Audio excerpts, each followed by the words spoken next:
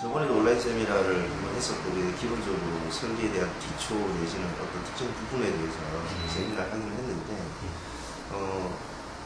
너무 어려운 부분이나 한쪽에 파고들면 그 많은 부분들이 좀 왜곡될 수도 있고, 한쪽으로 치우쳐서 어려울 수가 있어요.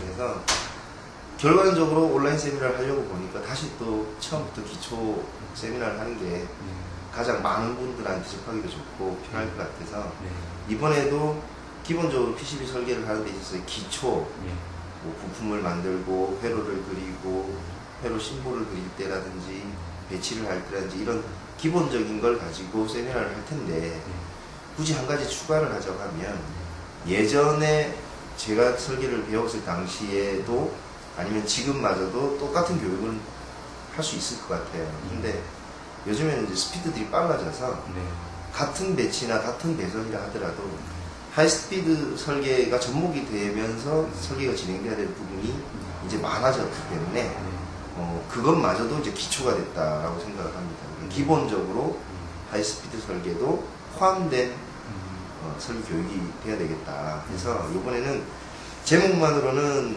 회로를 만들고 부품을 만들고 배치를 하고 배선을 하는 기초 설계 세미나가 되겠지만 그 속에 기존의 예전 방식하고 최근에 속도가 빨라진 거에 대해서는 어떻게 변화된 게 있는지 그런 것들도 좀 집어넣고 그런 세미나도 좀 같이 병행해서 할까 합니다.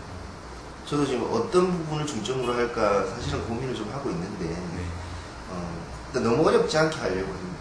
그리고 필요하다면 1, 2차 세미나를 가지고 내용을 좀 보고 혹시 필요한 부분이 있다고 생각이 들고 좀 더 디테일했으면 좋겠다고 하면 디테일한 부분을 하겠지만 여기서 제목은 이렇게 붙였는데 하이스피드 설계 사례라고 하는 부분을 기본적으로 예전 방식대로 쭉 그 세미나 때 왔던 교육받아서 왔던 설계의 어떤 룰에서 최근에 속도들이 빨라진 칩셋들이 들어오면서 그 룰이 좀 바뀌어야 되는 부분들이 있어요.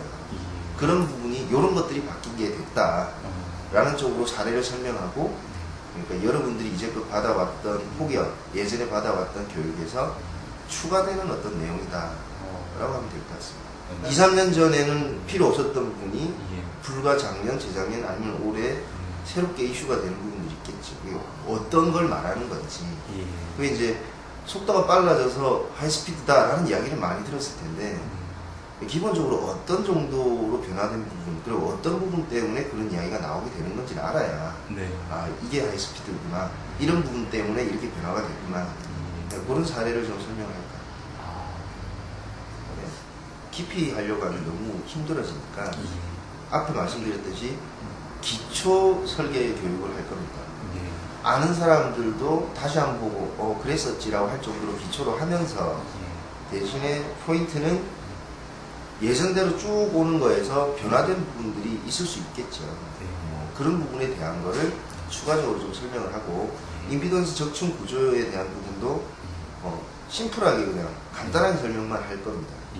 필요한 부분은 뭐 추가적으로 또 자료를 찾거나 뭐 볼 수도 있을 거고 필요하면 세미나를 또 할 수도 있겠지만 여기서 회로 작성을 하고 부품을 만들고 임피던스 적층 구조 그리고 배치까지를 한 번에 세미나를 한다는 것은 되게 많은 양인데 간단하게 설명을 한다는 이야기거든요. 그리고 배선하고 거버를 작성해서 제조 의뢰하는 부분 딱 두 가지를 가지고 또 한 시간에 한 타임을 하는 거는 이 배선 쪽에서 아마 여러분들이 궁금해하고 제가 아까 말씀드렸던 하이스피드 때문에 변화된 부분들이 많아요. 그래서 그런 부분에 좀 더 시간을 할애를 할 생각이고요. 그리고 이제 1차, 2차를 전체 설계 플로에서 나눠서 세미나로 1차, 2차 하게 되는데 그 중에서 아쉽거나 좀 더 별도로 한번 다뤘으면 좋겠다고 하면 차후에 뭐 별도로 세미나를 하는 것도 괜찮은 것 같습니다.